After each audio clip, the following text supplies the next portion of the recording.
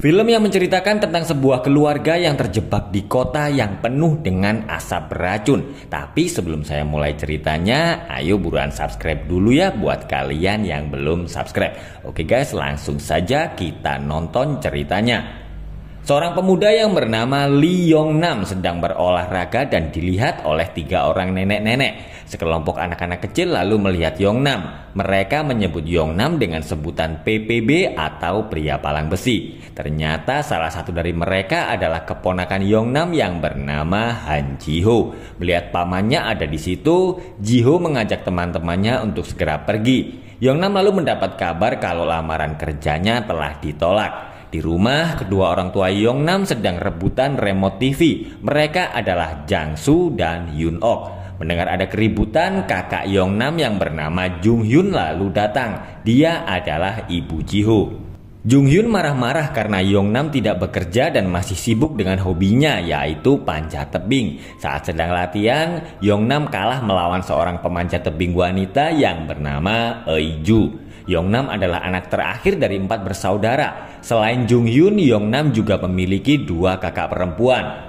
Hari itu adalah pesta ulang tahun Yoon Ok yang ke-70 dan Eiju ternyata adalah seorang asisten manajer Dream Garden, yaitu gedung yang digunakan untuk acara itu. Ternyata mereka dulu adalah teman kuliah. Karena tidak ingin malu, Yong-nam berkata kepada Eiju kalau dia adalah seorang manajer dan dulu Eiju pernah menolak cinta Yong-nam. Karena acara itu molor, manajer Gu lalu menyuruh anak buahnya pulang dan membersihkan semuanya besok pagi. Manajer Gu ternyata menyukai Eiju. Yong-nam lalu merasa cemburu karena melihat mereka berdua. Sementara itu, seorang pria menyebarkan gas beracun di depan sebuah gedung dekat Dream Garden, yaitu gedung perusahaan Antur Chemical.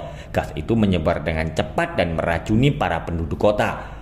Suasana kota menjadi kacau dan Yong-nam segera membawa keluarganya segera pergi dari situ.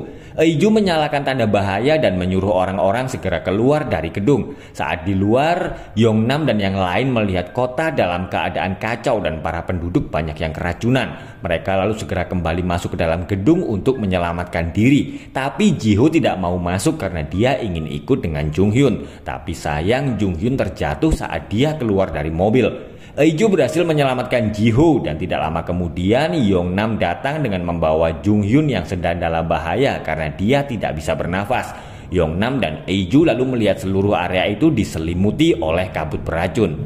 Yong-nam menyuruh semuanya segera pergi ke atap gedung karena asap beracun itu perlahan-lahan mulai naik. Tapi kunci pintu keluar ternyata ada di lantai 1 yang sudah dipenuhi dengan asap beracun. Para polisi berencana akan mengevakuasi penduduk kota dengan helikopter karena area itu dipenuhi dengan asap beracun.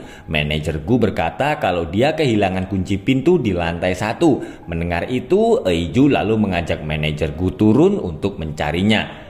Mereka semua lalu melihat berita di TV yang memberi informasi kalau pemadam kebakaran telah memberikan masker baru dan tabung oksigen ke setiap gedung. Tapi masker gas itu ternyata tidak ada saat Eiju mencarinya. Dia heran karena awal tahun ini mereka telah mendapatkan 3 masker gas. Tim penyelamat kembali mengalami kendala karena jumlah helikopter yang tidak terlalu banyak. Yong-nam melihat kalau pintu atap itu bisa dibuka dari luar. Manajer Gu ternyata menyembunyikan masker itu dan dia menyuruh keponakan Yong-nam yang bernama Yong-su untuk pergi ke lantai 1 mengambil kunci pintu. Tapi Yong-su tidak mau karena tabung oksigen hanya bisa bertahan selama kurang lebih 10 menit.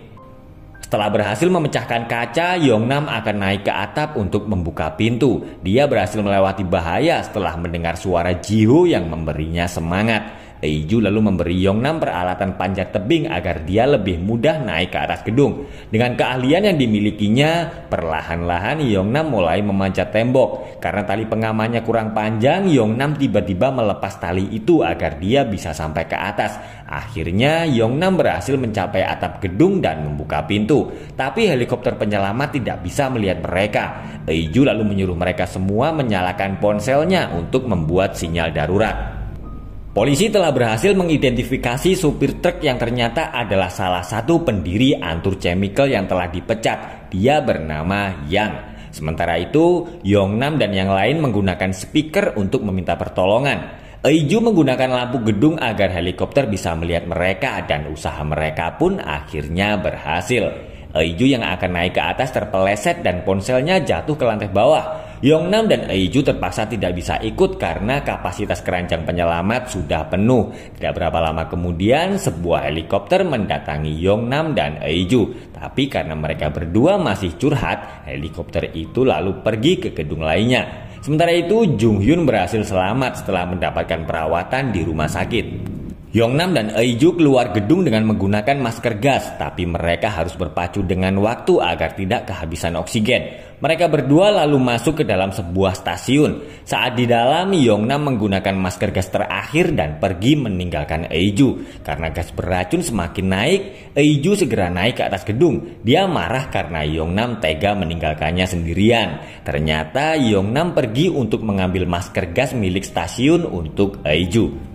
Jang-soo panik karena Yongnam belum juga kembali. Dia lalu meminta seorang sopir taksi untuk mengantarnya ke sungai Jongne. Sang sopir menolak karena daerah itu adalah zona berbahaya. Dua orang pria lalu datang dan mereka juga akan naik taksi bersama Jang-soo. Salah satu dari mereka ternyata adalah mantan anggota marinir. Mendengar itu, sang sopir langsung hormat karena ternyata dia juga seorang mantan marinir. Petugas pemadam kebakaran berhasil mengetahui kalau air ternyata bisa digunakan untuk menetralkan gas beracun. Jang-soo dan yang lain akhirnya sampai di pinggir sungai Jongne dan mereka melihat gas beracun sudah semakin menutupi kota. Jang-soo lalu melihat ada dua orang pria yang mengirim drone untuk memantau keadaan di kota.